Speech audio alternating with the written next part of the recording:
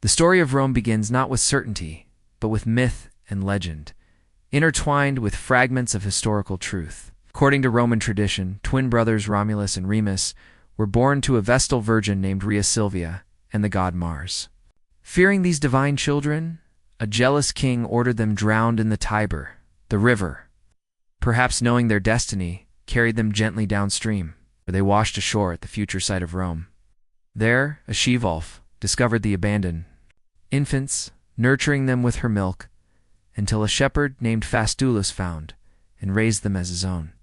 As they grew into strong young men, they learned of their royal heritage and decided to establish a new settlement on the banks where they had been saved. But the brothers quarreled, in a moment that would echo through Roman history. Romulus killed Remus and became the sole founder of the new city. Standing atop what would later be called the Palatine Hill, Romulus marked the boundaries of Rome with a plow in the year we now call 753 before the Common Era, a date that Romans would later measure their history from. The early settlement was little more than a collection of thatched huts overlooking the Tiber, surrounded by stronger Etruscan cities to the north and Greek colonies to the south. The early Latins, simple agriculturalists, lived in a landscape shaped by volcanic hills and fertile plains, a land that demanded resilience and rewarded hard labor. Their lives were governed by the rhythms of the seasons, the demands of the soil, and the constant need for collective defense against rival tribes. Family, the familia, was the bedrock of their society, a patriarchal unit where the paterfamilias held immense authority over his household, guiding his dependents with a stern but protective hand. Their religion was practical and deeply ingrained, focused on household gods, ancestral spirits, and the deities of the fields and hearth, seeking favor for bountiful harvests and protection from harm. Every action, every decision, was imbued with a sense of duty or pietas towards the gods, family, and community. To strengthen his nascent community, Romulus offered asylum to outlaws, exiles, and refugees from surrounding areas, drawing diverse individuals eager for a new beginning. It's created a problem, a shortage of women, which Romulus solved through the famous episode known as the Rape of the Sabine Women, inviting the neighboring Sabines to a festival and then abducting their daughters as brides for Roman men. This act, though violent, eventually led to the peaceful integration of the Sabines into the Roman community, a pattern of assimilation that would serve Rome well throughout its history. For nearly 2.5 centuries after Romulus, Rome was ruled by kings, 7 monarchs in total, guiding the early city's development and transforming it from a collection of villages into a significant regional power. After Romulus came Numa Pompilius, remembered as a wise and pious ruler who established many of Rome's fundamental religious traditions and institutions. He created the position of Pontifex Maximus, the chief priest, and established the Temple of Janus, whose doors would be closed only in times of peace, a rare occurrence in Roman history. Highlighting their constant state of conflict, the third king, Tullus Hostilius, expanded Roman territory through warfare against neighboring Alba Longa, Rome's mother city. Under his rule, Rome absorbed the Alban population after their defeat, establishing a pattern of assimilation and integration that would serve Rome well throughout its history. The famous combat between the Horatii and Curiardi triplets, representing Rome and Alba Longa respectively, dates from this period as symbolic battle that decided the fate of both cities without full-scale war. Ancus Marcius, the fourth king, constructed Rome's first bridge across the Tiber, the Pons Sublicius, and founded the port city of Ostia at the river's mouth, opening trade routes that would eventually connect Rome to the wider Mediterranean world. He also expanded the city's boundaries to include the Janiculum Hill, providing better defense for the growing settlement. With the fifth king, Lucius Tarquinius Priscus, Etruscan influence became even more prominent in Roman culture. He initiated the construction of the great temple of Jupiter, Optimus Maximus, on the Capitoline Hill, and the Circus Maximus for chariot races, bringing grander scale to Roman public life. The massive drainage project of the Cloaca Maxima, the Great Sewer, began under his rule, transforming the swampy valley between the hills into what would eventually become the Roman Forum, the bustling heart of the city. Servius Tullius, the sixth king, implemented Rome's first constitution, dividing citizens into classes based on wealth and military capability. This organization, known as the Centuriate Assembly, would remain fundamental to Roman military and political life for centuries, ensuring that military service and political influence were intertwined. Servius also constructed the first defensive wall around the entire city, encompassing the famous 7 hills of Rome: the Palatine, Aventine, Capitoline, Quirinal, Viminal, Esquiline, and Celian, solidifying Rome's urban identity.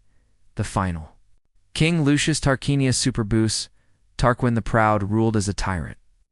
His reign saw impressive building projects, including the completion of the Temple of Jupiter, but his arrogance, cruelty, and disregard for traditional Roman customs alienated the Roman nobility and common people alike. The breaking point came when his son, Sextus Tarquinius, raped Lucretia, a virtuous Roman noblewoman.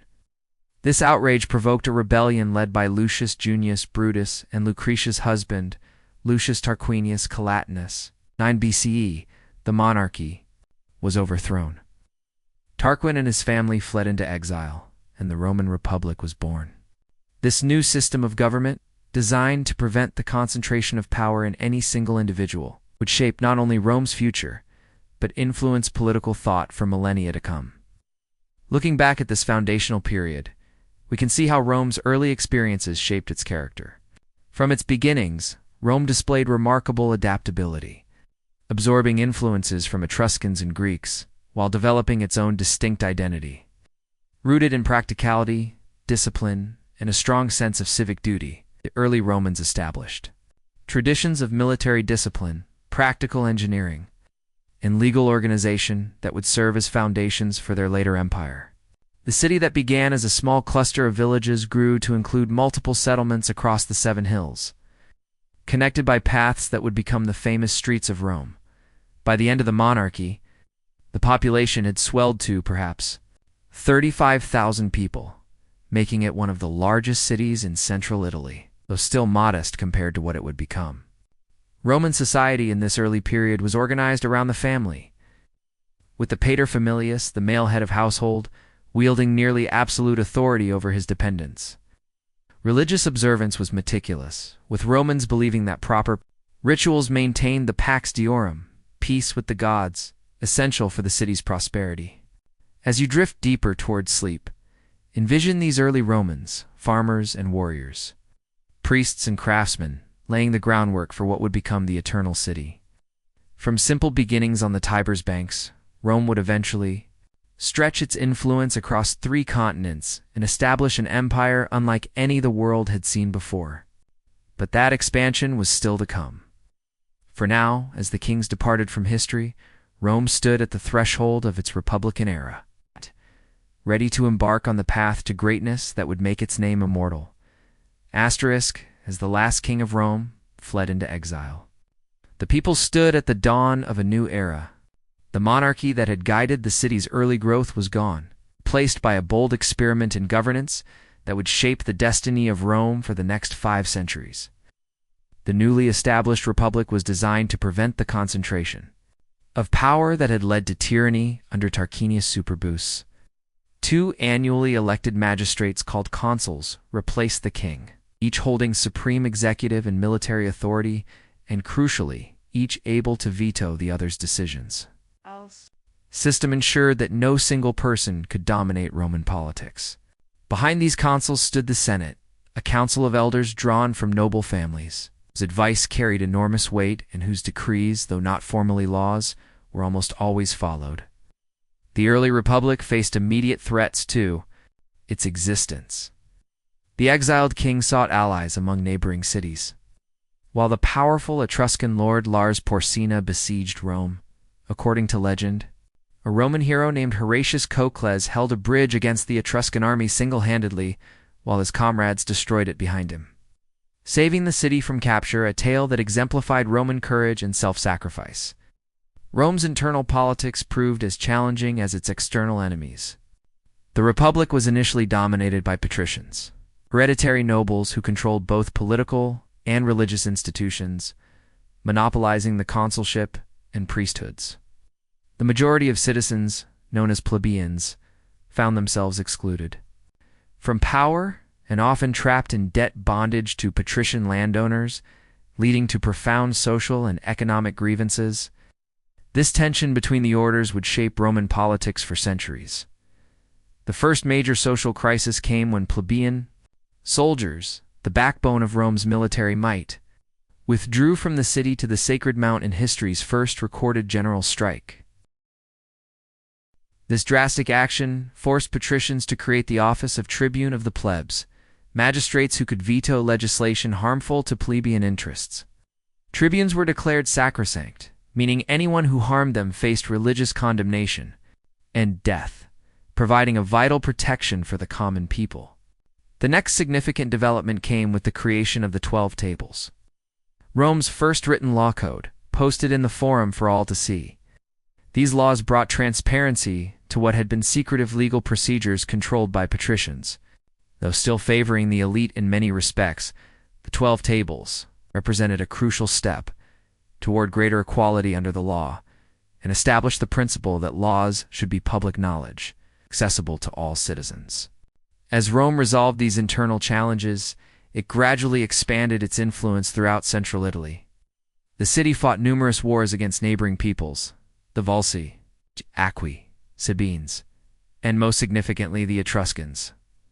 The conquest of the wealthy Etruscan city of Villi, just 12 miles to the north, after a 10-year siege, doubled the territory under Roman control and provided a crucial strategic advantage.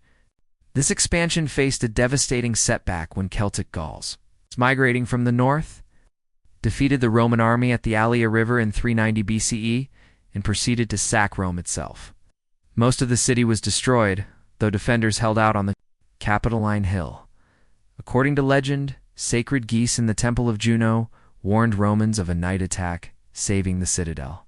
The Gauls eventually withdrew after receiving a ransom of gold, but the traumatic memory of this disaster would remain in Roman consciousness for centuries, fueling their determination to never again be so vulnerable. Remarkably, Rome rebounded swiftly from this catastrophe. The city was rebuilt, and stronger walls, known as the Servian Wall, were constructed. Within decades, Rome had defeated the Latin League, incorporating these related peoples into its growing state.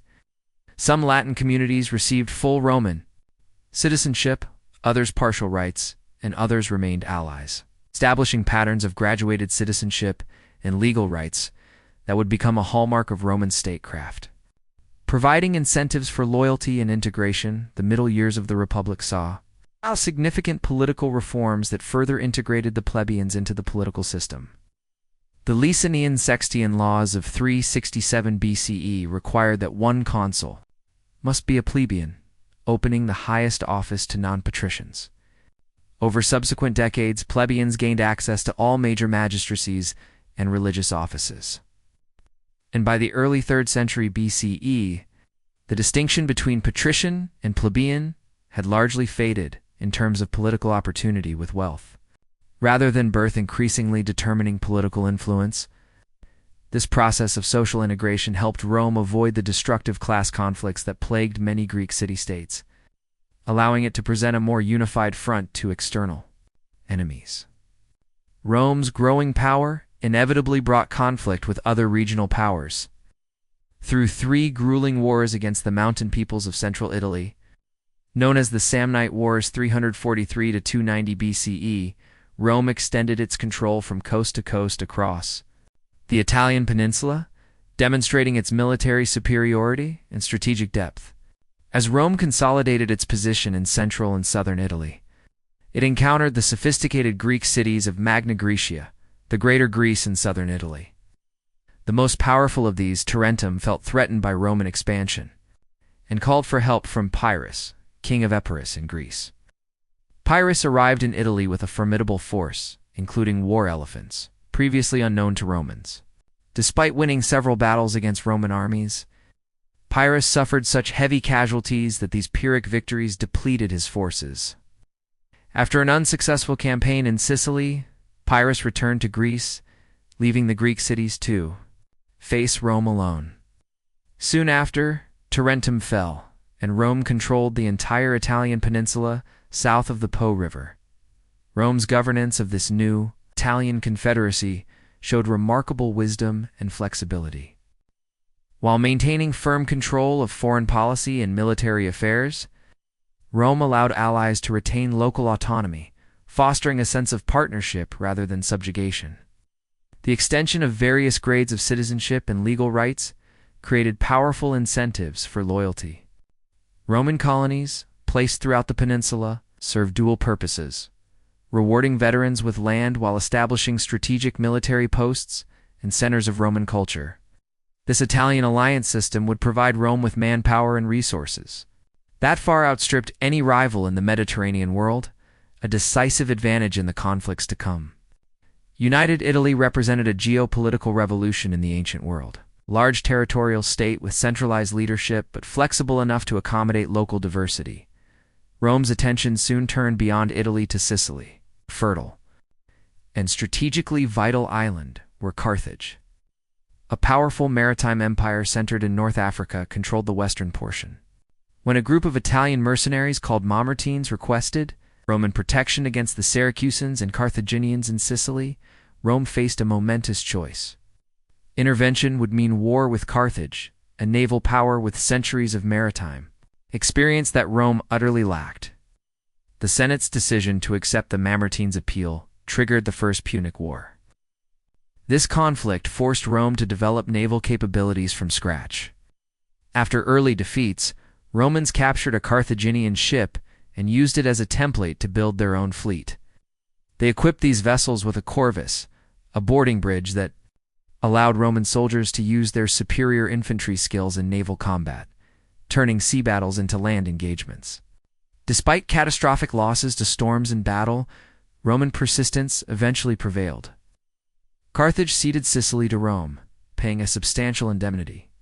Sicily became Rome's first overseas province, marking a new era of imperial expansion. Second Punic War, 218–201 BCE, brought Rome closer to destruction than any conflict since the Gallic sack. The brilliant Carthaginian general Hannibal Barca, driven by a deep hatred of Rome, led an army, complete with war elephants, from Spain across the Alps into Italy, a feat of military daring. He inflicted 3 catastrophic defeats on Roman armies at the Trebia River, Lake Trasimene, and most devastatingly at Cannae, where perhaps 50,000 Romans perished in a single day, one of the worst defeats in military history. Despite these disasters, Rome refused to surrender, embodying its characteristic gravitas and constantia. While Hannibal marched through Italy, gaining allies among disaffected Roman subjects, Rome raised new armies. The general Quintus Fabius Maximus adopted delaying tactics, avoiding direct confrontation, earning him the nickname Cunctator, the Delayer. Meanwhile, a young, audacious commander named Publius Cornelius Scipio took the war to Spain, successfully, conquering Carthaginian holdings there and then to Africa, threatening Carthage itself. Faced with a direct threat to his homeland, Hannibal was recalled from Italy. At the Battle of Zama, 202 BCE, Scipio, now called Africanus, decisively defeated Hannibal, ending the war. Carthage surrendered its navy, its overseas territories, and its political independence, becoming a Roman tributary state. Victory over Carthage established Rome as the dominant power in the western Mediterranean. Roman attention soon turned eastward to the Hellenistic kingdoms that had emerged from Alexander the Great's empire. Through a series of campaigns, the Roman legions defeated King Philip V of Macedon and subsequently overcame the Seleucid king Antiochus III at Thermopylae and Magnesia.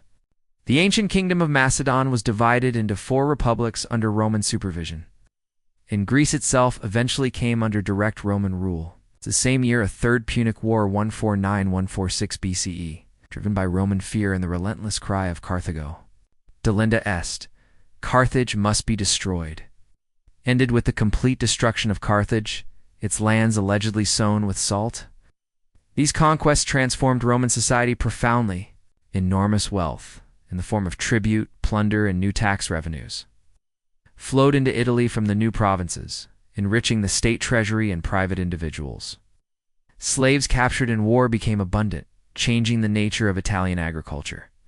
As small farms gave way to vast latifundia, large estates worked by slave labor. Many displaced rural citizens migrated to Rome, creating a landless, impoverished urban proletariat, dependent on state handouts and vulnerable to demagoguery, leading to social tensions in the crowded capital. The Republican political system, designed for a small city-state, struggled to administer a vast Mediterranean empire. Governors sent to rural provinces often exploited their positions for personal gain, leading to widespread corruption and resentment among the provincials. Successful generals commanded the fierce loyalty of their troops, creating potential threats to civilian authority and the delicate balance of the republic. The traditional values of simplicity, duty, and self-sacrifice that Romans called mos, maiarum, the way of the elders, seemed to wane as luxury, ambition, and individualism increased. These changes set the stage for the tumultuous final century of the Republic, an era of unprecedented civil strife. Tiberius Gracchus, elected tribune of the plebs in 133 BCE, proposed redistributing public land to address rural poverty and the plight of landless veterans. His legislation provoked fierce opposition from wealthy senators who benefited from the existing land distribution, and he was eventually murdered by a mob led by a senator at the first political assassination in Rome for centuries. A decade later, his brother Gaius Gracchus met a similar fate after proposing more radical reforms, including grain subsidies for urban citizens and extending Roman citizenship. These events shattered the traditional consensus of the ruling elite and established political violence as a tool in Roman politics, replacing debate with bloodshed. In the decades that followed, ambitious generals like Gaius Marius and Lucius Cornelius Sulla used their military power to intervene in political disputes. Marius, a brilliant general, reformed the legions, opening recruitment to the landless poor, creating a professional army loyal to its commander, not the state. Sulla's march on Rome in 88 BCE marked the first time a Roman general turned his army against the city itself. After defeating his rivals in a bloody civil war, Sulla had himself appointed dictator and conducted systematic purges of his enemies through proscription lists, public postings, naming those to be killed and their property confiscated. Though Sulla eventually retired, his actions created a dangerous precedent, demonstrating how military force could overturn the Republic. Three powerful men, Gnaeus Pompey, Magnus Pompey, the Great, Marcus Licinius, Crassus, and Gaius Julius Caesar, formed an unofficial coalition known as the First Triumvirate to dominate Roman politics, bypassing the Senate. Caesar secured command in Gaul, where his brilliant campaigns conquered modern France and briefly invaded Britain, earning him unprecedented wealth, military experience, and popularity among the Roman populace. When the alliance fractured and the Senate, aligned with Pompey, ordered Caesar to surrender his command, Caesar instead crossed the Rubicon River with his army, igniting civil war with the famous declaration, Alia iacta est, the die is cast. After defeating Pompey's forces across the Mediterranean, Caesar became dictator of Rome, implementing numerous reforms, including a new calendar. However, his increasing honors and lifetime dictatorship alarmed Republicans who saw him as aspiring to monarchy. On the Ides of March 15th of 44 BCE, conspirators led by Brutus and Cassius assassinated Caesar in the Senate House, rather than restoring the Republic. Caesar's murder triggered renewed civil war. His adopted son Octavian joined with Mark Antony and Lepidus in the Second Triumvirate to hunt down Caesar's killers. After defeating Brutus and Cassius at Philippi, the triumvirs divided the Roman world among themselves. Inevitable tensions emerged, particularly between Octavian in the west and Antony in the east, where he allied himself with Egypt's Queen Cleopatra VII. The final showdown came at the naval battle of Actium 31 BCE. Octavian's forces under Agrippa defeated the combined fleet of Antony and Cleopatra. The lovers fled to Egypt, where they later committed suicide. Octavian, now sole ruler of Rome's vast territories, carefully avoided Caesar's mistakes. While accumulating unprecedented personal power, he maintained republican facades, referring to himself as princeps first citizen rather than king or dictator. The Senate awarded him the title Augustus, marking the effective end of the Republic and the beginning of the Roman Empire. The Republic's legacy was complex. Its constitutional balance had ultimately failed to prevent civil war and dictatorship. Yet, during its 5 centuries, Rome had evolved from a small Italian city-state to master of the Mediterranean world. Republican institutions would continue in name under the emperors, and republican ideals of liberty, civic duty, and constitutional government would echo through Western political thought for millennia to come. As Octavian stood before the Senate, in January of the year we now mark as 27 before the Common Era, Rome stood at a crossroads. The republic that had governed for 5 centuries lay in ruins after decades of civil war. Yet, rather than claiming outright monarchy, Octavian performed a careful political dance. He announced the restoration of power to the Senate and people of Rome, seemingly relinquishing the extraordinary authority he had accumulated. The Senate, filled with his supporters, responded by granting him the name Augustus, a title with religious overtones suggesting one who is revered or sacred. They also awarded him a carefully assembled package of powers: command of key provinces where legions were stationed, tribunician authority giving him veto power, and numerous other privileges. This moment marked the birth of what historians call the Principate, a system where Augustus ruled as first citizen rather than king, maintaining the facade of republican government while wielding unprecedented personal power. Augustus would rule for 41 years, establishing patterns that would define Roman imperial governance for centuries. He reduced the army from 60 legions to 28, settling veterans in colonies throughout Italy and the provinces, ensuring their loyalty and providing new settlements. He reformed the tax system, established a postal service, the cursus publicus, created firefighting cohorts, and organized a permanent police force in Rome, bringing order to the sprawling capital. His building projects transformed the capital, so much so that he famously boasted of finding Rome a city of brick and leaving it a city of marble, testament to his vision and the empire's resources. In foreign affairs, Augustus secured and expanded Roman frontiers. Germanic tribes were pushed back beyond the Rhine, while the empire's boundary in the east was secured through diplomacy with the Parthian Empire. Spain was finally fully conquered, after centuries of resistance, and the Danube became Rome's northern frontier in Europe. Perhaps most crucially, Augustus created a stable system of succession, something that had eluded the Republic in its final decades. Having no son, he gradually elevated his stepson Tiberius to prominence, ensuring a smooth transfer of power upon his death. Tiberius, a capable general but reluctant ruler, began a dynasty known as the Julio-Claudians that would govern Rome for more than 50 years. His rule started well, but grew increasingly dark after he withdrew to the island of Capri, leaving affairs of state to the ambitious Praetorian prefect Sejanus. After uncovering Sejanus's plot to seize power, Tiberius launched a wave of treason trials that spread fear through the Roman aristocracy. Tiberius was succeeded by his grandnephew Caligula, whose early promise devolved into apparent madness.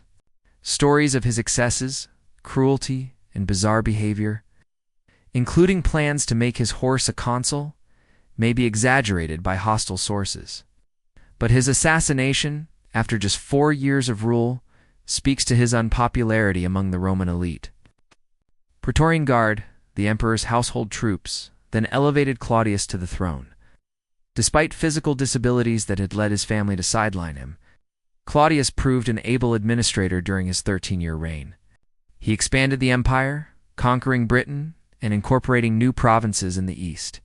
He also extended citizenship more widely and admitted Gauls to the Senate.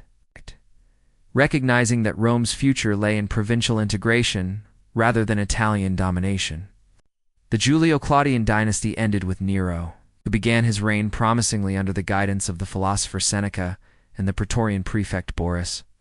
As he asserted his independence, however, his rule grew tyrannical. He had his mother, Agrippina, murdered, kicked his pregnant wife to death, and persecuted Christians after the Great Fire of Rome, scapegoating them for the disaster. Rising unpopularity led to revolts, and Nero committed suicide, reportedly lamenting qualis artifex perio. What an artist dies in me. Nero's death ushered in chaos known as the Year of Four Emperors 69 CE. In quick succession, the generals Galba, Otho, and Vitellius claimed the throne, each overthrown by military revolt. Finally, Vespasian, commanding the Eastern legions, emerged victorious, establishing the Flavian dynasty. Vespasian brought stability back to the empire during his 10-year reign. A man of humble origins with a practical approach to governance, he restored fiscal responsibility after Nero's extravagance.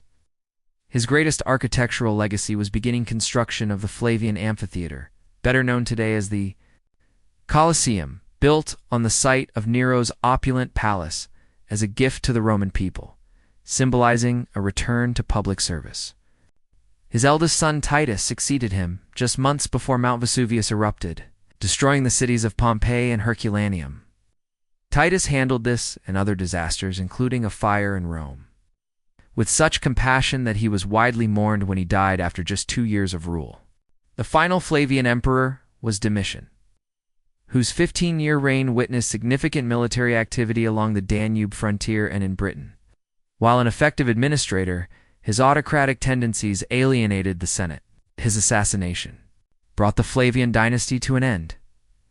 The Senate then selected one of its own members, the elderly Nerva, as emperor. With no natural heir and limited military support, Nerva adopted the popular general Trajan as his successor, establishing a pattern of adoptive succession that would serve Rome brilliantly for nearly a century. Trajan, born in Spain, became the first emperor from outside Italy, signaling the increasing integration of the provinces into the heart of the empire. His 19-year reign saw the Roman Empire reach its greatest territorial extent, conquered Dacia, roughly modern Romania, incorporating its rich gold mines into the empire. His most ambitious campaign annexed Armenia, Mesopotamia, and parts of Parthia, briefly extending Roman rule to the Persian Gulf, though some of these eastern conquests would be abandoned by his successor. They represented the high water mark of Roman expansion. Beyond military glory, Trajan was celebrated for his domestic policies. His extensive building programs included a massive forum in Rome, Trajan's Forum, and numerous public works projects throughout the provinces. He established the Alimenta, a welfare program providing support for poor children in Italy, and was generally regarded, even by later Romans, as the optimal emperor against whom others were measured. On his deathbed, Trajan may have adopted his relative Hadrian, though some suspected the adoption was fabricated by Hadrian's supporters. Regardless, Hadrian became emperor and immediately shifted imperial policy, recognizing that the empire had reached its practical limits. He withdrew from Trajan's eastern conquests and focused on consolidation rather than expansion. Hadrian spent more than half his 21-year reign traveling throughout the provinces, often walking on foot with his troops while inspecting frontier defenses. In Britain, he ordered the construction of a massive wall spanning the island's narrow northern waist, creating a barrier against tribal incursions that stands partially intact today. Similar frontier works were strengthened throughout the empire, establishing clear boundaries in place of continued expansion. A lover of Greek culture who wore a beard in the Hellenic fashion, unlike his clean-shaven predecessors, Hadrian spent extensive time in Athens, completing the massive temple of Olympian Zeus begun centuries earlier. His architectural legacy in Rome included the Pantheon, with its revolutionary concrete dome, still standing today as testament to Roman engineering brilliance. Hadrian's chosen successor, Antoninus Pius, ruled for 23 remarkably peaceful years. His reign saw no major wars or internal disturbances, allowing the empire to prosper and consolidate its gains. Continuing the tradition of adoption, Antoninus selected Marcus Aurelius as his heir, with the provision that Marcus, in turn, adopt Lucius Verus as co-emperor. Marcus Aurelius, a devoted Stoic philosopher whose meditations remain widely read today, found his reign dominated by military challenges. Despite his philosophical nature, Germanic tribes, possibly pushed westward by population movements deeper in Europe and Asia, began pressing against Roman frontiers on the Danube in greater numbers than before. While Marcus and Lucius initially ruled jointly, Lucius's death left Marcus in sole command during increasingly difficult times. Beyond external threats, the empire faced a devastating pandemic known as the Antonine Plague, possibly smallpox, brought back by troops from campaigns in the east. This disease killed perhaps 5 million people throughout Roman territories, weakening both military and economic strength at a critical juncture. Despite these challenges, Marcus Aurelius maintained the frontiers and even planned to create new provinces beyond the Danube before his death. Unlike his predecessors, who chose the most qualified successor through adoption, Marcus allowed his biological son Commodus to succeed him, a decision that would have dire consequences for Rome. Looking back across this 2-century span from Augustus to Marcus Aurelius, this era represents the Roman Empire at its zenith. The population reached perhaps 70 million people, living in relative security under the Pax Romana, or Roman peace. A vast network of roads totaling over 250,000 miles facilitated trade, communication, and military movement throughout the Mediterranean basin and beyond. Cities flourished with public amenities unknown in earlier ages, aqueducts delivering fresh water, public baths, theaters, and forums. Roman law, increasingly sophisticated and humane, was administered across 3 continents. Literature and art thrived during this period as well. Virgil's epic poem, the Aeneid, Ovid's inventive mythological narratives in the Metamorphoses, the histories of Tacitus, the biographies of Suetonius, and the letters of Pliny, the Younger, all date from this era, showcasing a vibrant intellectual life. While innovations in pure science lagged behind literary achievements, practical knowledge in fields like architecture, engineering, agriculture, and medicine made daily life for Romans more comfortable than for any large population before them. Perhaps most significantly, this period saw the birth and early spread of Christianity. Jesus of Nazareth lived and died during the reign of Tiberius, and the new religion slowly spread throughout the empire despite sporadic persecution. By the time of Marcus Aurelius, Christian communities existed in most major cities, laying foundations for developments that would transform the later empire. The early empire also witnessed the increasing importance of the provinces. Italy lost its privileged position as emperors from Spain and beyond assumed the purple. Citizenship was gradually extended more widely, culminating generations later in its grant to all free inhabitants of the empire. Trade networks connected distant regions with goods flowing from as far as India and China into Roman markets. This remarkable era of stability and prosperity rested on several pillars: the Augustan settlement that balanced imperial power with respect for tradition, the adoption system that produced a series of capable rulers, frontiers secure enough to prevent major invasions, and an economy that, despite its limitations by modern standards, generated sufficient surplus to maintain urban civilization and a standing army of nearly 400,000 men. As Marcus Aurelius drew his final breath on the Danubian frontier, none could foresee that this golden age was ending. The accession of Commodus would mark the beginning of troubles that would test the resilience of the imperial system in ways its creators never imagined. Yet the achievements of the early empire would echo through the centuries, creating an ideal of peace, prosperity, and good governance that would inspire civilizations long after Rome itself had transformed. The golden age of the Roman Empire began to dim as Commodus assumed the purple following the death of Marcus Aurelius. Unlike his philosophical father, Commodus had little interest in the burdens of governance. Handsome and athletic, he preferred the gladiatorial arena to the council chamber. He often fought in staged combats, charging the imperial treasury enormous sums for his appearances and boasting of thousands of victories against opponents who dared not defeat him. While Commodus indulged his fantasies, renaming Rome Colonia Comediana and styling himself as the reincarnation of Hercules, The machinery of empire continued functioning through the efforts of experienced administrators, yet is capricious. Executions of senators and officials created a climate of fear. On the final day of the year 192 CE, he was strangled in his bath by his wrestling partner Narcissus, part of a plot involving his inner circle, who feared they would be next to face his wrath. After Commodus' assassination, the venerable general, Pertinax was elevated to the throne by the Senate. His attempts to restore discipline among the Praetorian Guard proved fatal. They murdered him after just 3 months when he refused their demands for a special bonus. What followed was perhaps the most shameful episode in Roman history. The Praetorians literally auctioned the empire to the highest bidder.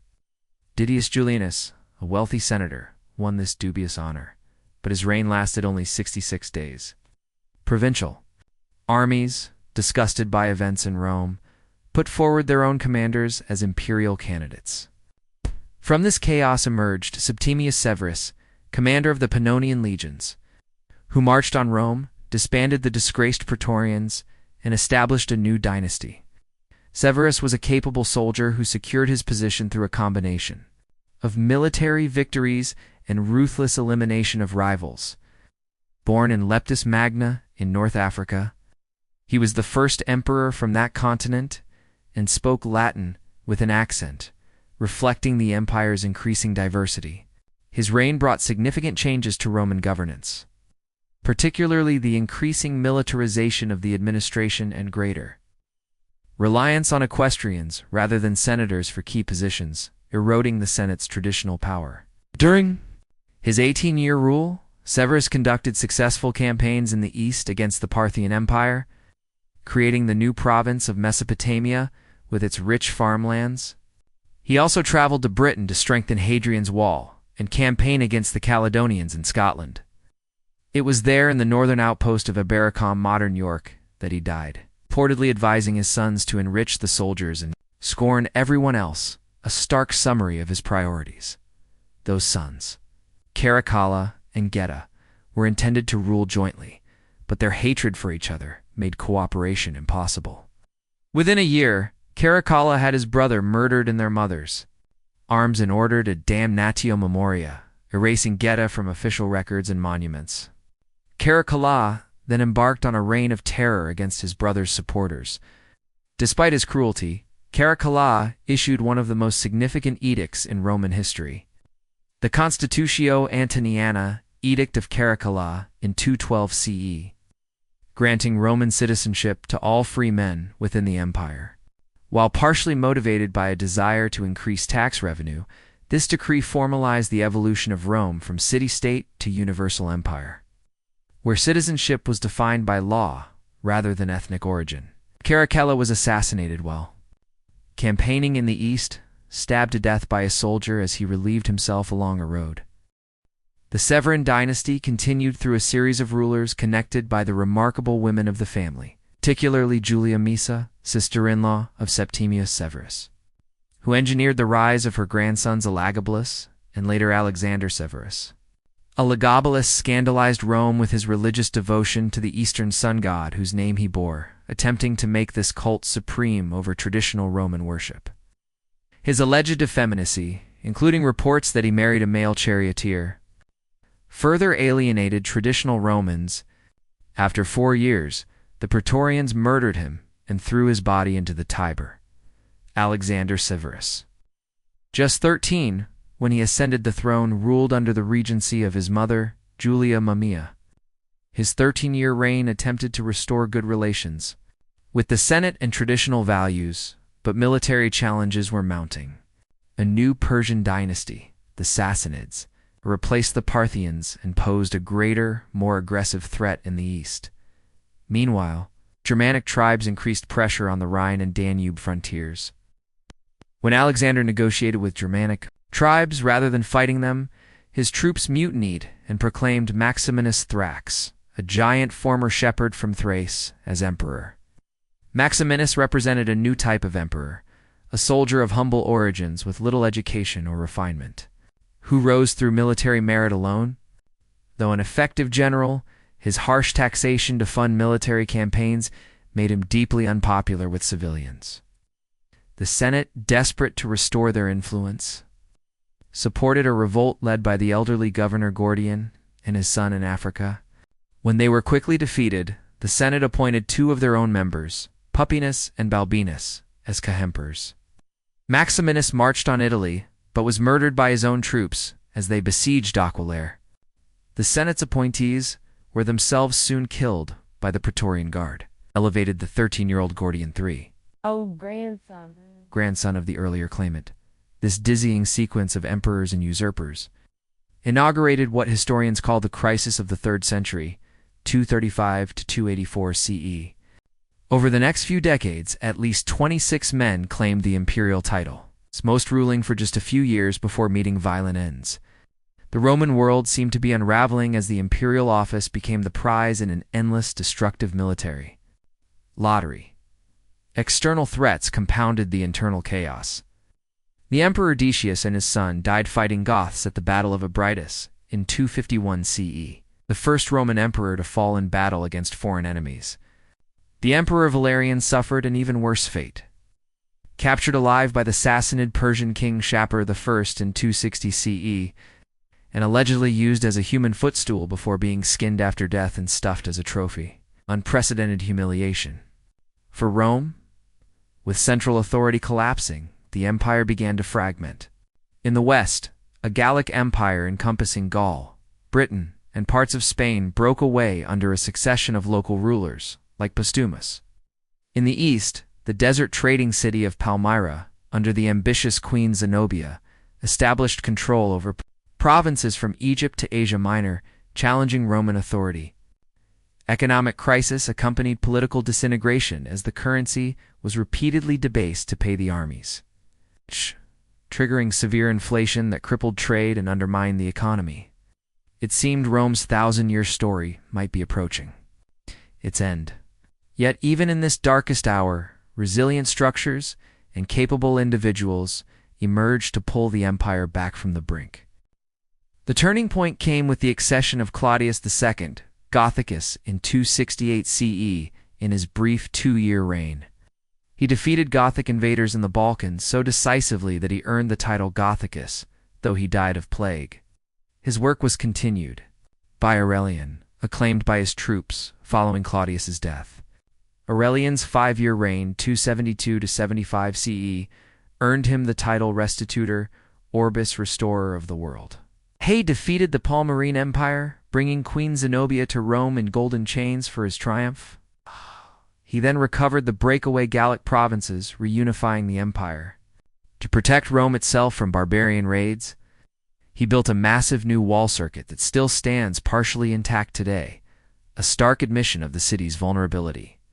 He reformed the currency and established an official sun cult, Sol Invictus, that attempted to provide religious unity. Aurelian's assassination, based on a secretary's false claim that the emperor planned to execute several officers, threatened to unravel his achievements. Several short-lived emperors followed before Carus established a brief dynasty, campaigning successfully against Persia. Carus allegedly died when his tent was struck by lightning, though assassination remains possible. His son Numerian was murdered by his Praetorian prefect Aper while returning from the Persian campaign. At Numerian's funeral, the assembled officers acclaimed Diocletian, a cavalry commander of humble Dalmatian origin, as emperor. Diocletian immediately executed Aper, personally fulfilling a prophecy that he would become emperor after killing the boar Aper in Latin. With Diocletian's accession in 284 CE, the crisis period finally ended. Though the empire had survived, it was profoundly transformed. The old Augustan Principate, with its careful balance of republican forms and imperial power, was gone. In its place stood a more overtly autocratic system where the emperor was increasingly seen as a remote, sacred figure, the dominus et deus, Lord and God, rather than first among equals. Military needs now dominated all aspects of governance. Army had nearly doubled in size to face multiple frontier threats, consuming an ever larger share of the state's resources. Taxation had grown heavier and more systematic to support these forces. The distinction between Italy and the provinces had largely vanished as the entire empire shouldered similar burdens. Yet, despite the trauma of the 3rd century crisis, important cultural developments continued. This period saw the rise of Neoplatonism through philosophers like Plotinus. Its mystical vision of reality would deeply influence later Christian thought. Christianity itself spread widely during these troubled decades, offering spiritual solace and community in uncertain times. The religion that had once been a persecuted minority was becoming a major force in Roman society. Roman law continued to evolve, with jurists like Ulpian and Papinian refining legal concepts that would influence civilizations far beyond Rome's eventual fall. Despite economic difficulties, Roman engineering still produced remarkable works, from Aurelian's walls to public buildings throughout the provinces. As the 3rd century closed, the empire that Diocletian inherited was wounded but not defeated. The coming reforms would reshape Rome's government completely, creating a new imperial system capable of meeting the challenges of a changing world. The transition from the early empire of Augustus to the late Roman world was complete, transformation forged in the crucible of crisis and recovery, as Diocletian stood victorious after claiming the purple. The Roman world lay exhausted from a half-century of crisis. Drawing lessons from this turmoil, the new emperor would reshape imperial governance more dramatically than anyone since Augustus. Born to a humble family in Dalmatia, on the Adriatic coast, Diocletian had risen through military service without the benefit of aristocratic connections. This outsider's perspective perhaps allowed him to see more clearly the systemic problems facing Rome. The empire had grown too vast and complex for a single ruler to manage effectively. Military emergencies on one frontier often required the emperor's presence just as crises erupted elsewhere. Recognizing this reality, Diocletian took the unprecedented step of appointing a Kemperer. In 286 CE, he elevated his fellow officer Maximian to the rank of Augustus, assigning him responsibility for the western provinces while Diocletian focused on the east. This division proved insufficient, so Diocletian expanded the imperial college further by appointing 2 junior emperors called Caesars, Galerius in the east and Constantius Chlorus in the west.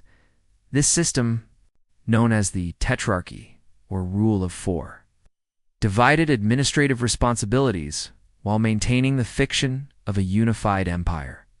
Each tetrarch governed a quarter of Roman territory from his own capital city, as Rome itself lost its central role.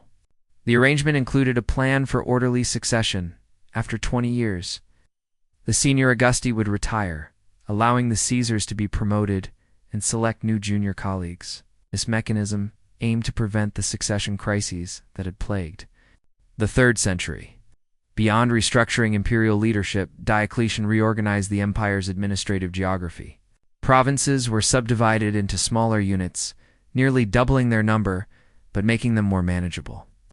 These provinces were grouped into 12 dioceses, themselves organized into 4 prefectures corresponding to each tetrarch's territory. This arrangement created multiple layers of oversight, intended to reduce corruption and improve efficiency. The military underwent similar reorganization. Diocletian separated civil and military authority, which had traditionally been combined. In provincial governors, to prevent ambitious generals from using their civilian posts as bases for rebellion, he substantially increased the size of the army to address multiple frontier threats simultaneously, creating both mobile field armies, comitatenses, and static border garrisons limitanae, to limit the power of potentially rebellious generals. He reduced the size of provincial armies while creating a central mobile reserve that could respond to crises. These expanded military and administrative structures required greater resources. Diocletian implemented a comprehensive census to identify taxable wealth in individuals. New tax system required payment in kind rather than increasingly worthless currency, with set quotas of produce and goods collected from each region to ensure essential services continued. Diocletian mandated hereditary occupations for certain vital professions, binding sons to follow their father's trades, from bakers to soldiers. While these reforms stabilized the empire, they came at the cost of significantly increased state control over individual lives. The free market economy of the early empire gave way to a more regulated system where the state's needs took precedence over private initiative. The distinction between honestiores, honorable ones, and humiliores, humble ones, became more pronounced, though with different legal standards applied to each, reflecting a more rigid social hierarchy. Diocletian also attempted to address economic instability through his edict on maximum prices, which set price ceilings for thousands of goods and services throughout the empire. Though well-intentioned, this measure proved impossible to enforce and was ultimately abandoned due to widespread black markets and economic disruption. In religious matters, Diocletian initially showed tolerance, but later launched what became known as the Great Persecution against Christians 333–11 CE. This final and most severe attempt to suppress Christianity included the destruction of churches, confiscation of scripture, execution of clergy and lay people who refused to sacrifice to the traditional Roman gods. Despite its intensity, the persecution varied by region and ultimately failed to halt Christianity's spread. True to his succession plan, Diocletian took the unprecedented step of voluntarily retiring in 305 CE, compelling his co-Augustus Maximian to do the same, spent his remaining years cultivating cabbages at his palace in Split on the Dalmatian coast, reportedly telling visitors that only someone who had been emperor could understand the pleasures of retirement. The carefully designed tetrarchic system collapsed almost immediately after its creator's retirement. The succession plans were undermined by dynastic sentiment, as troops proclaimed Constantine, son of Constantius Chlorus, and Maxentus, son of Maximian, as emperors. The following years saw complex power struggles as various claimants fought for supremacy. Constantine emerged victorious from these conflicts. According to Christian tradition, before the crucial battle of the Milvian Bridge against Maxentus in 312 CE, Constantine saw a vision of a cross in the sky with the words, "In hoc signo vinces," in this sign, conquer. Whether motivated by genuine conversion or political calculation, Constantine's embrace of Christianity would transform the Roman world. The Edict of Milan, issued jointly with his eastern colleague Licinius in 313 CE, formally ended the persecution of Christians and restored their confiscated property. Though not making Christianity the official state religion, the edict granted it legal status and imperial favor, leading to its rapid growth and influence. Constantine later defeated Licinius to become sole ruler of a reunited empire. Perhaps Constantine's most consequential decision was founding a new capital on the site of the Greek city of Byzantium, dedicated as Constantinople in 330 CE. It occupied an unparalleled strategic position, controlling the strait between Europe and Asia. This new Christian city, free from Rome's pagan associations and closer to the wealthier eastern provinces, would serve as the imperial capital for over 1,000 years. Constantine maintained many of Diocletian's administrative reforms while softening their harsher aspects. He created a new gold currency, the solidus, which maintained its value for centuries, bringing monetary stability after decades of inflation. Religious policies favored Christians without directly suppressing traditional worship, beginning a gradual transition that would accelerate under his successors. After Constantine's death in 337 CE, the empire passed to his three surviving sons, Constantine II, Constantius II, and Constans. Their reigns were marked by fratricidal conflict and continuing religious tensions, particularly surrounding the Arian controversy about Christ's divine nature, which divided the Christian community. Constantius II emerged as sole emperor, ruling until his death. The brief reign of Julian the Apostate, 361–363 CE, Constantine's nephew, marked the last serious attempt to restore traditional Roman religion.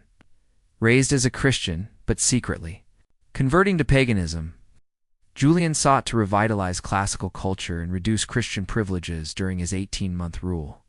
His death fighting the Persians ended this religious counter-revolution.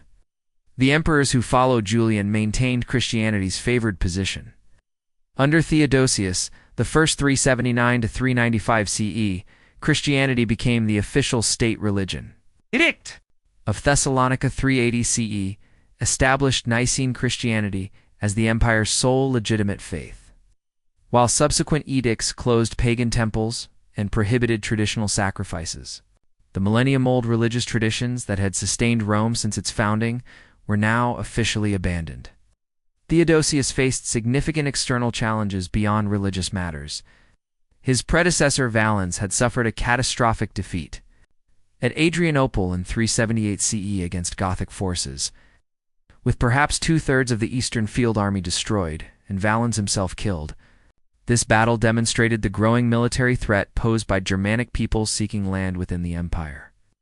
Rather than attempting to expel these Goths, Theodosius settled them within imperial territory as foederati allied troops serving under their own leaders while acknowledging Roman sovereignty. This pragmatic solution provided needed manpower, but increased the influence of semi-autonomous Germanic groups within Roman borders. The late Roman military relied increasingly on such allied contingents and recruited heavily among Germanic peoples for regular units as well. The stereotype of effete Romans hiring barbarians to fight their battles is oversimplified. Many Romans still served, and many barbarians were thoroughly Romanized. Nevertheless, the army's ethnic composition changed significantly from earlier centuries. Social and economic developments during this period reflected the empire's transformation.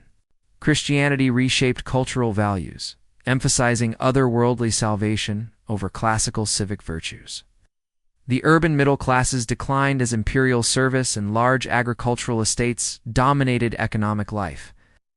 Cities shrank within defensive walls as their classical monuments were cannibalized for building material or converted to Christian use.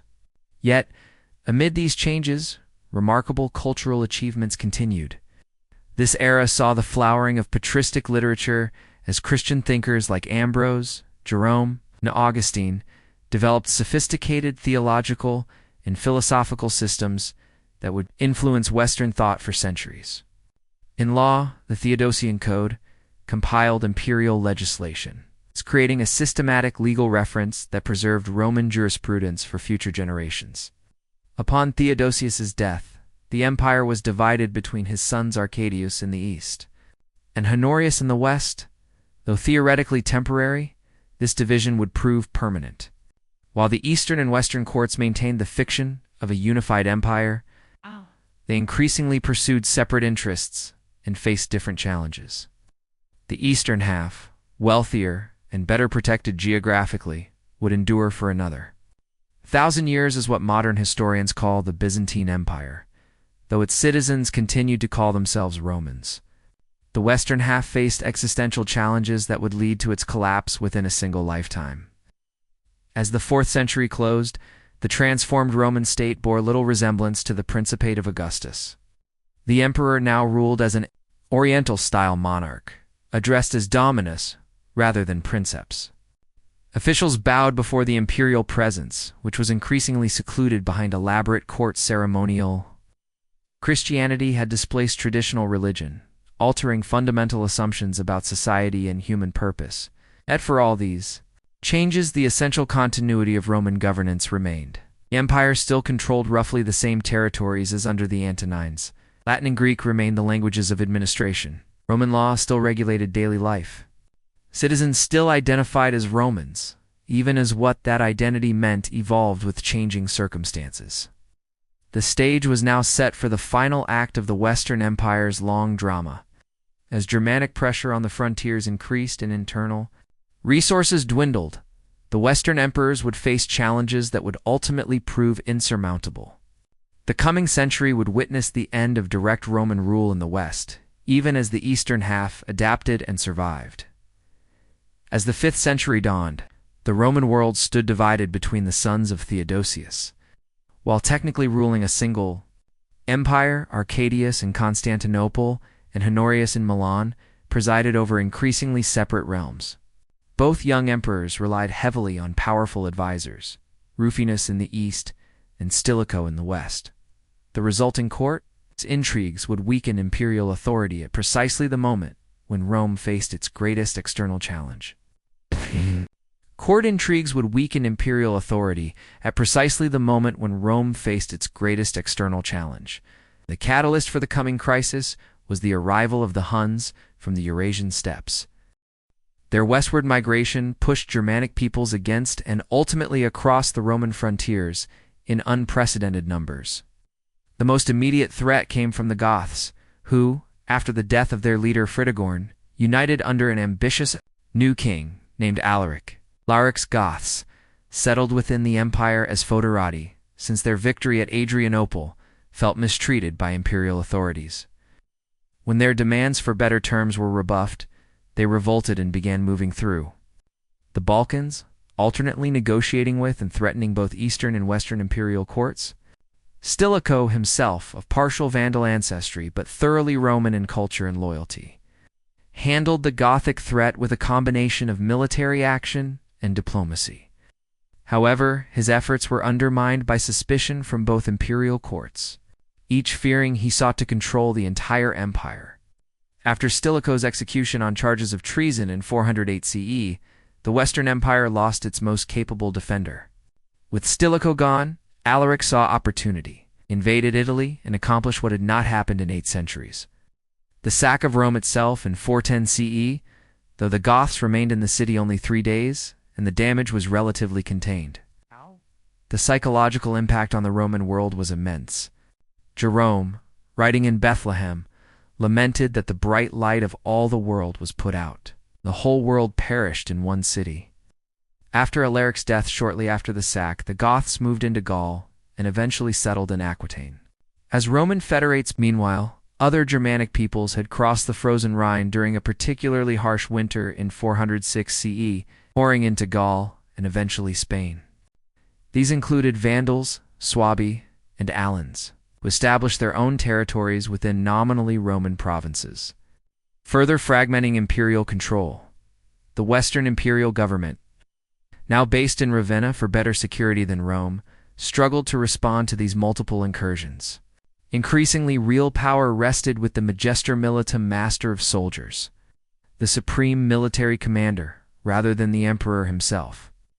For nearly 2 decades, that position was held by Flavius Aetius, sometimes called the last of the Romans.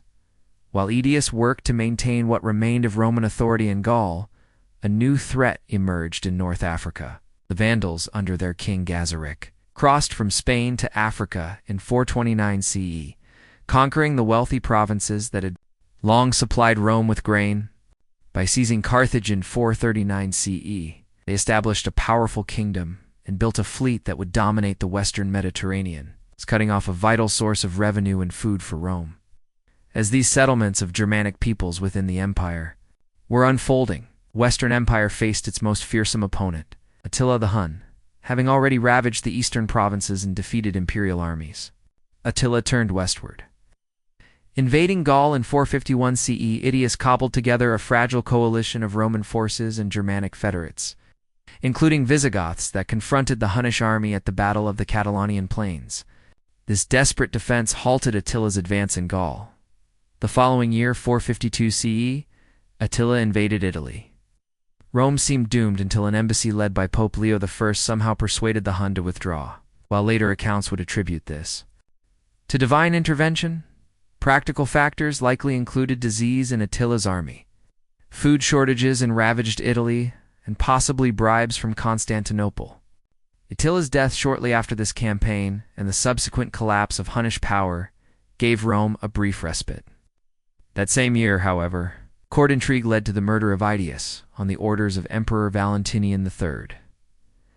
The emperor himself was assassinated by Aetius's supporters months later, ending the Theodosian dynasty in the West. What followed was a rapid succession of short-lived emperors, many mere puppets of powerful military commanders. Majorian 457 to 461 CE, who ruled for just a few years, represented the last serious attempt to restore Roman power in the West. His efforts to rebuild the military and recover North Africa from the Vandals ended with his defeat and execution. After Majorian, Western emperors controlled little beyond Italy itself, with various Germanic kingdoms establishing effective independence in former provinces. in Spain. The Suebi controlled the northwest, while Visigoths expanded their territory from Aquitaine in Gaul. Burgundians ruled the southeast, while Franks gradually increased their power in the north. Britain, abandoned by imperial forces decades earlier, had developed its own post-Roman society, increasingly influenced by Saxon settlers. By the later decades of the 5th century, the Western emperors had become irrelevant to most of the former provinces. Real power in Italy rested with the military commander Ricimer, and after his death, with his successors Gundobad, and finally Orestes. Orestes installed his young son Romulus as emperor, though the boy exercised no actual authority, a poignant echo of Rome's mythical founder. Germanic troops in Italy, mainly from the Syrian and Harulian tribes, demanded permanent land, grants similar to those given to federates in other provinces. When Orestes refused, they rallied behind Odoacer, a German officer in Roman service. Odoacer overthrew Orestes and deposed Romulus in 476 CE, ending the charade of imperial rule in the West. In a pragmatic solution, Odoacer sent the imperial regalia to Emperor Zeno in Constantinople, signaling that a separate Western emperor was unnecessary. He requested and received the title of patrician, governing Italy nominally as Zeno's viceroy, but effectively as an independent king. Romulus, still a teenager, was permitted to retire to a country estate with a generous pension, an unexpectedly merciful end for a deposed ruler. This moment is traditionally marked as the fall of Rome, or more accurately, the end of the Western Roman Empire. Yet for people living through these events, there was no dramatic collapse. Many of the structures of Roman life continued under new management. Germanic kings issued laws based on Roman models, maintained some form of tax system, and often employed Roman administrators. Several factors contributed to the Western Empire's failure to withstand the pressures that its Eastern counterpart successfully navigated. The West faced more exposed land frontiers and more frequent invasions from a wider array of barbarian groups. Its economy had been less urbanized and more agrarian than the East's, even in better times, making it less resilient to disruption. The wealthy provinces of North Africa and parts of Gaul that had sustained Western finances were lost to Vandals and Visigoths, creating a spiral of declining resources and a crippling blow to its tax base and food supply. Western emperors also suffered from a deficit of legitimacy compared to their Eastern colleagues. The constant civil wars and rapid turnover of rulers undermined confidence in imperial authority. After the sack of Rome, the psychological foundation of empire, the belief in Rome's eternal destiny was severely damaged in the West. Yet, even as direct imperial rule faded, Romanidus Roman culture and identity endured. Latin remained the language of administration and literacy. The Catholic Church preserved Roman organizational structures and legal concepts, becoming a new center of authority. Aqueducts still carried water, and people still gathered in forums, even as new Germanic lords ruled from former imperial palaces. The end of the Western Empire did not mean the end of the Roman world. In the East, the empire continued to flourish from its magnificent capital at Constantinople. The Emperor Zeno and his successors considered themselves the legitimate rulers of the entire Roman world, including the lost Western provinces that they hoped to someday recover. In Italy itself, Odoacer's rule would prove brief. Emperor Zeno authorized Theodoric, king of the Ostrogoths, to invade Italy and depose Odoacer. After defeating and eventually murdering his rival, Theodoric established a kingdom that represented one of the most successful syntheses of Roman and Germanic elements in the post-imperial West, maintaining Roman administration alongside Gothic military power. As the Western provinces began their gradual transformation into what would eventually become medieval Europe, the idea of Rome retained its powerful grip on the imagination. Germanic kings sought recognition from Constantinople and coveted Roman titles. The Church increasingly filled the administrative vacancy left by imperial retreat, becoming a dominant force in shaping the new European societies. And far to the east, the Roman Empire, now Greek-speaking and Christian, but still calling itself Roman, continued to uphold the legacy of Augustus and Constantine. The end of the Western Roman Empire thus marks not a cataclysmic collapse, but a significant transition point in a much longer process of transformation. The political structure, created by Augustus 5 centuries earlier, had finally failed in the West. But Roman civilization, like a great river dividing around an obstacle, would continue flowing through new channels in the medieval world to come. While the Western Roman Empire faded into history, its eastern counterpart continued to thrive. The citizens of this surviving realm never called themselves Byzantine, a term invented by modern historians. They proudly identified as Romans, Romaio in their increasingly Greek speech, the rightful inheritors of Caesar and Constantine. For nearly a millennium after the deposition of Romulus Augustulus, this Eastern Roman Empire would preserve and transform the legacy of Rome, becoming a beacon of civilization in the medieval world. As the 5th century closed, Emperor Zeno faced significant challenges. Religious controversies over the nature of Christ divided Eastern Christians, while Isaurian countrymen from Zeno's mountainous homeland dominated the court, breeding resentment among Constantinople's population. Yet the empire remained intact, with efficient tax collection, professional administration, and military security that the fragmented West could only envy. Zeno's successor Anastasius 491 to 518 CE provided 27 years of capable governance.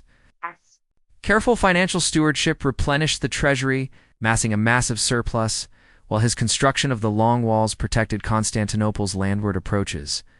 Though religious tensions continued during his reign, Anastasius maintained the empire's position against Sassanid Persia, its traditional rival in the east. The golden age of the Eastern Roman Empire arrived with the accession of Justinian I, 527 to 565 CE. Born to Latin-speaking peasants in the Balkan provinces, Justinian married the remarkable Theodora. His journey from actress of questionable reputation to imperial consort scandalized conservative circles, but brought a shrewd and determined partner to the throne.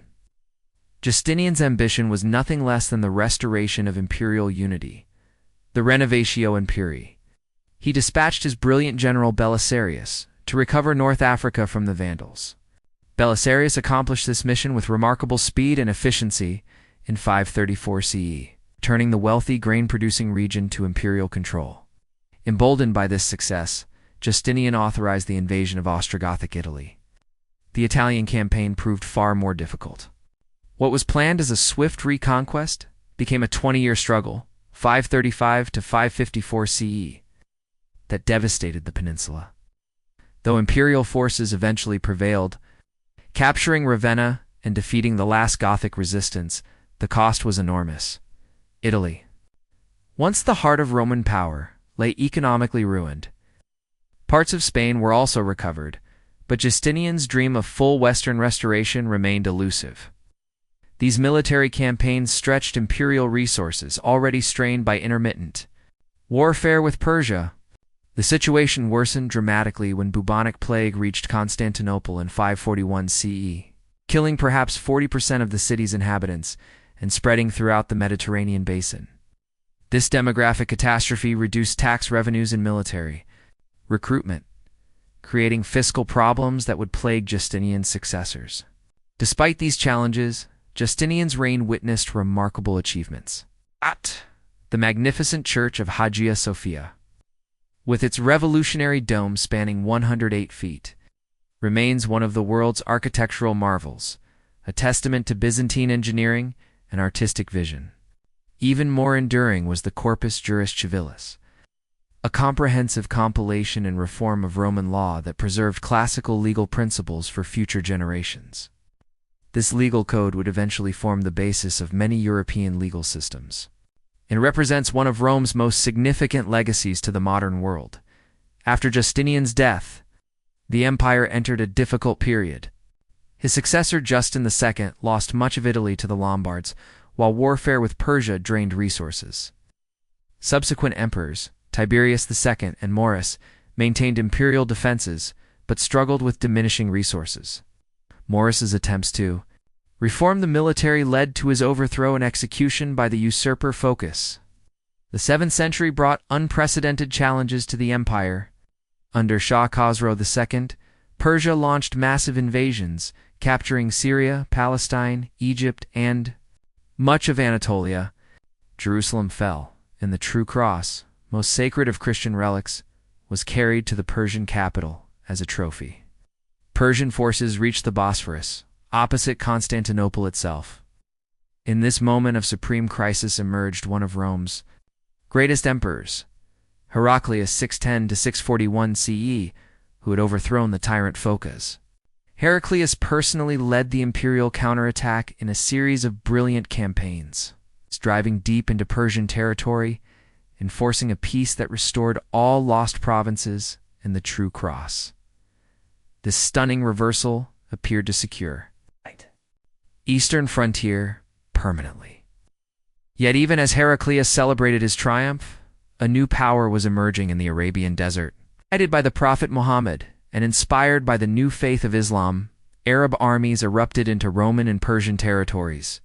With astonishing speed, the exhausted Persian Empire collapsed entirely, while Roman forces suffered a crushing defeat at the Battle of Yarmouk in 636 CE within a decade. In Syria, Palestine, and Egypt, provinces that had been Roman for over 6 centuries fell. Under Islamic rule, its catastrophic loss of territory transformed the empire. The remaining realm became more compact, centered on Constantinople, Western Asia Minor, and the Southern Balkans. Greek definitively replaced Latin as the language of administration, while the empire took on a more explicitly Christian character. Modern historians often mark this 7th century transformation as the transition from the Eastern Roman to the Byzantine Empire, though contemporaries saw no such division. Despite these massive territorial losses, the empire adapted and survived. The theme system, reorganizing provinces into military districts where soldier farmers defended their own lands, proved an effective response to constant Arab raids. Greek fire, a mysterious incendiary weapon that could burn even on water, gave imperial fleets a crucial advantage in defending Constantinople when Arab forces besieged Constantinople itself on 2 separate occasions, 674 to 678 CE and 717 to 718 CE. The formidable defenses held firm. The failure of these sieges marked a turning point, preserving the empire as a Christian bulwark in the eastern Mediterranean and saving much of Europe from Islamic conquest. The 8th and early 9th centuries brought controversies over religious imagery, known as the iconoclastic period. Emperors from Leo III to Theophilus banned veneration of icons, viewing them as dangerously close to idol worship. This policy divided society and strained relations with Rome and other Western Christians who continued to use sacred images. Restoration of icons in 843 CE healed these divisions and ushered in a period of cultural and intellectual revival under the Macedonian dynasty, 867 to 1057 CE. Founded by Basil I, the empire regained its strength. Agricultural production increased, cities revived, and military fortunes improved. Emperors like Nikephoros Phocas and John I Tzimiskes recaptured territories in Syria, while Basil II earned the sobriquet Bulgar Slayer for his ruthless campaigns that brought all the Balkans under imperial rule. This resurgent Rome, albeit Greek in language and culture, represented the most powerful, wealthy, and sophisticated society in the Christian world. Constantinople, with perhaps 500,000 inhabitants, dwarfed the modest towns of Western Europe. Its markets featured goods from as far as China and Scandinavia. Its churches gleamed with mosaics, and its scholars preserved ancient texts unknown in the West. Yet beneath this golden facade, structural weaknesses were developing. The free peasantry that had formed the backbone of the theme armies gradually lost land to expanding aristocratic estates, weakening the military's base. Civil service positions increasingly became hereditary rather than merit-based. Religious differences with the Latin West widened, culminating in the Great Schism of 1054, which formally divided Christianity into Catholic and Orthodox branches. The pivotal disaster came at Manzikert in 1071, where Seljuk Turks defeated Emperor Romanos IV Diogenes and opened Anatolia, the empire's heartland, to Turkish settlement, a wound from which it never truly recovered. Simultaneously, Normans conquered the last imperial possessions in Italy, and Pechenegs raided across the Danube. The empire that had seemed triumphant just decades earlier now fought for survival. The desperate appeal for Western aid by Emperor Alexios, the first Komnenos, helped trigger the First Crusade 1096 to 1099. While Crusaders did establish states in the Holy Land, tensions between Latins and Greeks grew increasingly bitter, fueled by cultural differences and economic rivalries. The Fourth Crusade, infamously diverted to Constantinople itself in 1204, sacked the greatest Christian city in the world with unimaginable brutality and established a short-lived Latin empire on its ruins. Though imperial forces recaptured Constantinople, under Michael VIII Palaiologos in 1261, the restored empire was but a shadow of its former self. Italian merchant republics dominated its economy, while Serbian and Bulgarian states carved away Balkan territories. Most importantly, Turkish Emirates controlled most of Anatolia. With the aggressive Ottoman state emerging as the greatest threat, the Ottoman Turks crossed into Europe, gradually encircling Constantinople. Despite desperate diplomatic efforts to secure Western aid, support proved minimal. Emperor Constantine XI, the last Roman emperor, faced the massive Ottoman army of Sultan Mehmed II, with only a few thousand defenders. When the final siege began in April 1453, for 7 weeks the ancient walls of Constantinople withstood Ottoman cannon fire. On May 29th, the final assault broke through. Constantine XI allegedly threw off his imperial regalia and died fighting alongside his soldiers as the city fell. Mehmed rode to Hagia Sophia, which became a mosque that same day. The Roman Empire, which had endured for 1,480 years since the accession of Augustus, finally ended. Yet its legacy lived on in many forms. The Ottoman sultans styled themselves as Caesars of Rome, ruling much of the former Byzantine territory. Moscow claimed the mantle of the Third Rome, preserving Orthodox Christianity and imperial traditions. Renaissance Italy rediscovered classical texts preserved by Byzantine scholars who fled west before and after Constantinople's fall. Most significantly, the Byzantine Empire had served as the crucial bridge between ancient and medieval worlds. It preserved Roman law, Greek philosophy, and early Christian theology through centuries when these might otherwise have been lost. Its elaborate diplomacy, sophisticated bureaucracy, and complex economy provided models far beyond its borders. The epic story that began with Romulus on the Palatine Hill had finally concluded, but Rome never truly fell. It transformed as you drift closer to sleep. Let us reflect on the enduring legacy of this remarkable civilization that shaped our world. In countless ways, perhaps Rome's most significant contribution lies in the realm of law and governance. The Romans developed a sophisticated legal system that moved beyond the limited scope of earlier codes to address the complex needs of a diverse cosmopolitan society. Concepts we take for granted: the presumption of innocence, the importance of intent in criminal acts, the distinction between civil and criminal law, the idea of natural law, all bear Roman fingerprints. Justinian's great legal compilation, the Corpus Juris Civilis, preserved these principles through the medieval period and into the modern era. When European nations developed their legal systems in the late medieval and early modern periods, they drew heavily on this Roman inheritance. Today, the civil law tradition that governs most of continental Europe, Latin America, and parts of Africa and Asia derives directly from Roman models. Even the common law tradition of England and its former colonies, while developing separately, absorbed many Roman concepts. Beyond specific legal provisions, Rome pioneered practices of public administration that would influence later states. The Romans created a professional civil service, systematic record-keeping, standardized weights and measures, regular censuses, and sophisticated tax systems. While these innovations might seem mundane, they formed the essential infrastructure that allowed complex societies to function.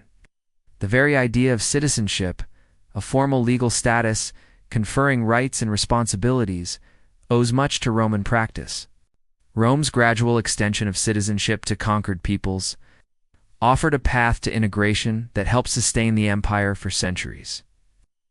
This model of earned inclusion, though imperfectly implemented, provided an alternative to the strict ethnic exclusivity that characterized many ancient states. In the realm of language and literature, Rome's impact remains inescapable. Latin, the speech of rustic farmers on the Tiber's banks, became the lingua franca of Western civilization for over a millennium. Though no longer spoken as a first language, Latin's descendants, the Romance languages, including Spanish, Portuguese, French, Italian, and Romanian, are native tongues for nearly 1 billion people today. Even languages not directly descended from Latin bear its influence through centuries of borrowing. English, though Germanic in its basic structure, derives roughly 60% of its vocabulary from Latin, either directly or through French. Scientific, legal, and technical terminology throughout the world remains predominantly Latin-based, providing a common vocabulary across linguistic boundaries. Roman literature established forms and themes that would resonate through Western literary tradition. Virgil's epic Aeneid became a touchstone for later poets from Dante to Milton. Ovid's inventive mythological narratives and the Metamorphoses influenced Shakespeare and countless other writers. Cicero's rhetoric provided models for political oratory, while Seneca's philosophical works and tragedies shaped Renaissance drama. The letters of Pliny the Younger and the histories of Tacitus and Livy continued to influence how we understand the purpose and methods of these genres. The physical legacy of Rome remains equally impressive. Roman engineering transformed the Mediterranean landscape with an infrastructure network of unprecedented scale. Many Roman roads still form the basis of modern highways, their carefully planned routes proving optimal even with today's technology. Aqueducts built by Roman engineers continued to supply water to cities like Segovia in Spain into the 20th century. Roman architectural innovations, particularly their refinement of the arch, vault, and dome, made possible buildings of scale and permanence previously unimaginable. Their development of concrete allowed for structures that have endured to millennia of earthquakes, floods, and warfare. The Pantheon in Rome, with its perfect dome featuring an oculus open to the sky, remains one of the world's architectural marvels, inspiring buildings from the Renaissance to the present day. In military affairs, Rome's legacy is similarly profound. The legion, a flexible, professional fighting force, combining heavy infantry with specialized units, provided a model that would influence armed forces for centuries. Roman emphasis on discipline, training, engineering, and logistics, rather than mere courage or numbers, set standards that later successful armies would emulate. Military academies today still study Caesar's campaigns as exemplars of strategic and tactical brilliance. Rome's political legacy presents a more complex picture. The Republic, with its checks and balances, separation of powers, and term limits, influenced the framers of many modern constitutions, particularly America's founders. Rome also demonstrated how republican institutions could be subverted by ambitious individuals and how liberty might be traded for security and stability. The imperial system that replaced the republic similarly offered both positive and negative lessons for later generations. At its best, the Roman Empire provided good governance, security, and prosperity to diverse populations across 3 continents. At its worst, it demonstrated the dangers of autocracy, the corruption of absolute power, and the challenges of maintaining unity across vast territories and different cultures. Christianity, the world's largest religion, owes its global spread to the Roman context in which it developed. Early Christians utilized Roman roads, ships, and urban networks to disseminate their message. After Constantine's conversion, the imperial administrative framework provided a template for ecclesiastical organization, with dioceses often corresponding to Roman provincial boundaries. Even the title Pontifex Maximus, once held by Roman emperors, as chief priests of the state religion, passed to the popes who lead the Catholic Church. Rome's cultural achievement lay not just in its original contributions, but in its genius for synthesis and transmission. Roman artists, philosophers, and scientists often adapted Greek models. But in doing so, they preserved and transmitted Greek achievements to later civilizations. Without Rome as intermediary, much of classical Greek thought might have been lost to the Western tradition. The idea of Rome itself became a powerful symbol long after the empire's fall. Throughout the medieval and early modern periods, political leaders sought to claim the Roman mantle. Charlemagne's coronation as Roman emperor in 800 CE, the Byzantine, rulers' identity as Romaio, the Russian czars claimed to be heirs of the Third Rome, and the Habsburg Holy Roman Empire all reflect Rome's potent symbolic legacy.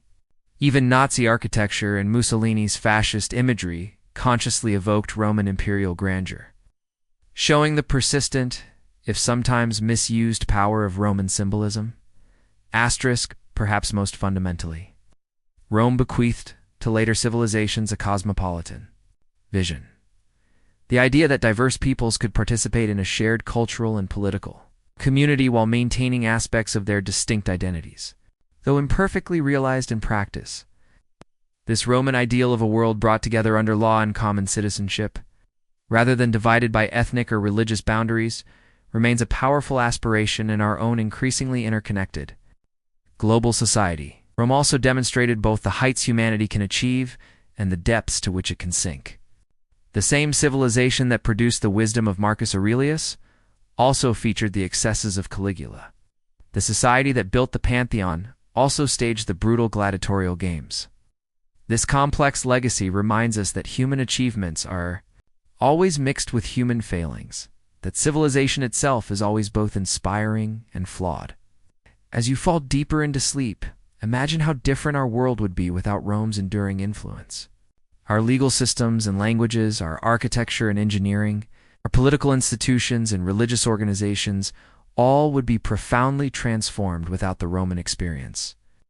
From mundane details like the names of our months to profound questions about citizenship and governance, Rome has shaped how we understand ourselves and our society. The Roman story, spanning more than 2 millennia from Romulus to the fall of Constantinople, offers a grand epic of human achievement, resilience, and adaptation.